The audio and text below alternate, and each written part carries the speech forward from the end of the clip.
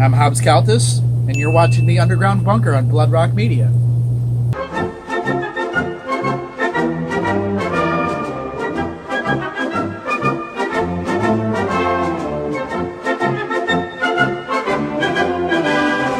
It's a weekly series where I showcase unsigned and underground bands that you really should be checking out. I cover everything from pop rock to death metal because, well, let's face it, there's a few of you driving around secretly listening to Nickelback, and that's nothing to be ashamed of. These days, having an open mind about music is really rare and really necessary. So let's get to it. The first band I'm going to talk about today is all the way from Pulva, Estonia. They're called Winnie Pooh.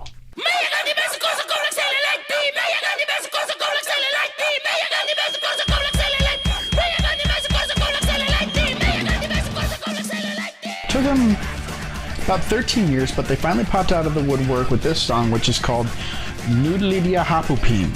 And, just seriously, just look at them. I mean, they are one of the coolest bands I've ever... The song title, by the way, means noodles and sour milk. You can't make this shit up. I love hearing about bands like this because in metal and rock, it's getting really, really hard to have an original look or have an original sound. And these guys managed to pull out both. You know, the singer's got this really, really cool kind of shrill voice that he mostly does kind of in the upper register and falsetto. And you don't hear a lot of that anymore. I mean, mostly, we have King Diamond and Rob Halford, or maybe Bruce Dickinson from Iron Maiden. That's pretty much it. You don't hear a lot of that. And add the costumes into the mix, and it's a really, really cool thing to watch. Having the moniker weirdest band on the internet is kind of something they can be proud of, because there's not going to be another band that comes around like that in the near future. You can catch these guys on their Facebook page, but also MySpace, which for everyone outside the US is still a pretty heavy hitter in the music industry. They got a record deal with Rock and Roll Legendare Records, which is a European label. But they've also got a US distribution label with Universal, which surprised me because, as it turns out, Universal actually has taste. So if you're in for a head trip, you can find the music on iTunes and Spotify and MySpace and everywhere else. And I seriously don't think you can get to these guys quickly enough. The next band I'd like to talk about is a very unique band out of South Carolina. They're a band that will split your fucking head open because these guys are called Extinction Level Event.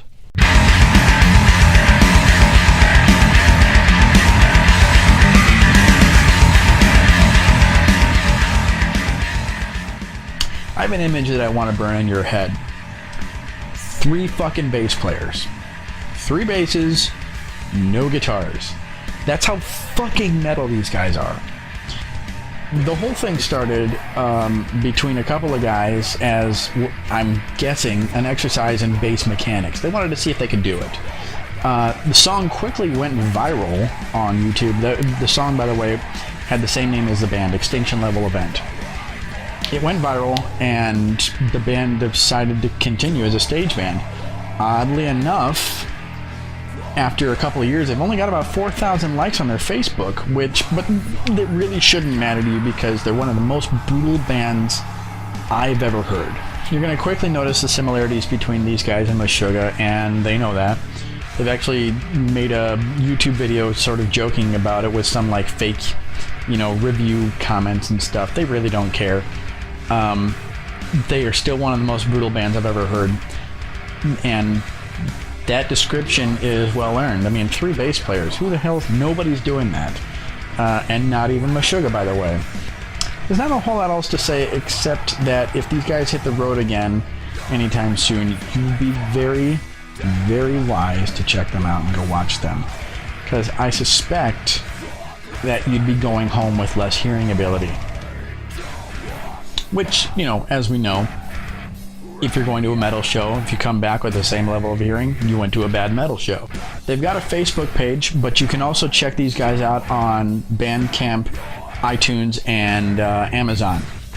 And I really, really think you should pick up their stuff now because they're not a one-hit wonder. Every single tune they have is fucking brutal, and they're really, really cool. Nice guys, too. Segway!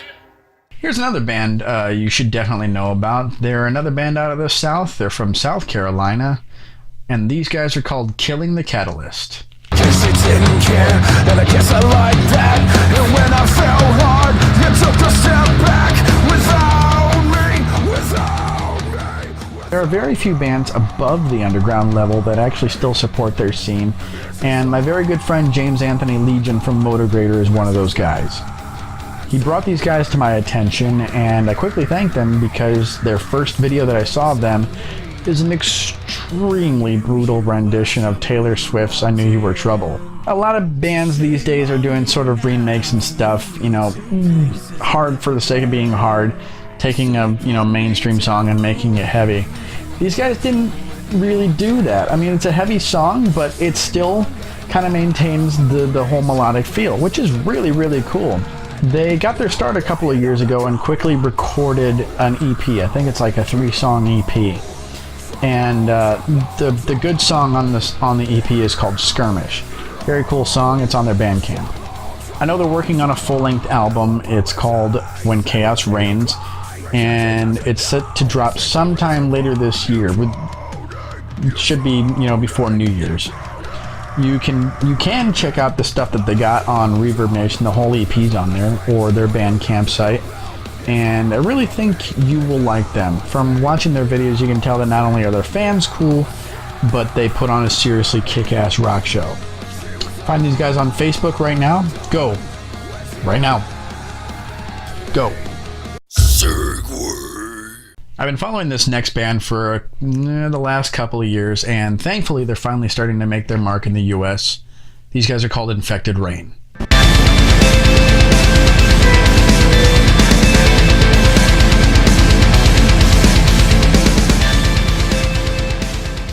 Don't let their singer's pretty face fool you. These guys are a new metal band to take seriously. They are from Moldova in Eastern Europe, which is right here. If you don't know about Moldova, well, you can easily just join 99% of metal fans. It's one of the poorest nations in the civilized world, especially Europe, which should give you an accurate impression as to how much these guys have put into their music. Even though they live in Moldova's biggest city, they're probably still pretty broke.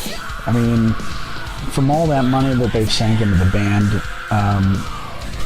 from what I heard, it has really, really paid off. They just released their newest album, which is called 86. I actually reviewed it not too long ago, and if you like, you can read the review on the website at the link below. It's the only album to date that I've given a perfect score. And that is fucking frankly because it's all there, all of it. Everything about that album just fucking rocks. I hate talking about a band like this by using the words female-fronted because it really shouldn't matter. It also shouldn't matter that their singer Lena is fucking gorgeous. But she is. She'd still be a badass metal singer if she wasn't, because her pipes are there. She's got some serious pipes. And when you listen to these guys, you're going to immediately think of In This Moment before Maria Brink went all Beyonce thing. They've taken the sound of 10 years ago and made it new again. And quite frankly, I can't imagine why other bands aren't doing that. I don't know if it's because Cold Chamber and all the other bands from that era just sort of arrived in Eastern Europe. I don't really care. It rocks. And the thing I really like about a band like this is they've recorded tons of music, they've done those music videos, and they've done it all on their own. They don't have a record label, they don't have anybody backing them up, they funded it all themselves, and that alone should say how committed they are to this kind of thing. It's really, really fun to watch. There's a promoter here who's been trying to bring Infect Rain to the States for a long, long time, and I really hope for your sakes that he lucks out sometime soon, because from what I've seen of their stage shows, they played big festivals all over. From what I've seen of these stage shows, it's really something to behold. And I really hope I get to see them live. Like, if you guys are watching, hurry up and get to the States, because We miss you, even if we haven't met you yet. Seriously cool band. I can't stress that enough. You have got to check these guys out. And you can do it on their Facebook site. Check them out. Segway! I didn't want to blow my load in the first couple episodes, but these guys are a new band that I discovered, and I really, really felt like I had to talk about them. They're called Low.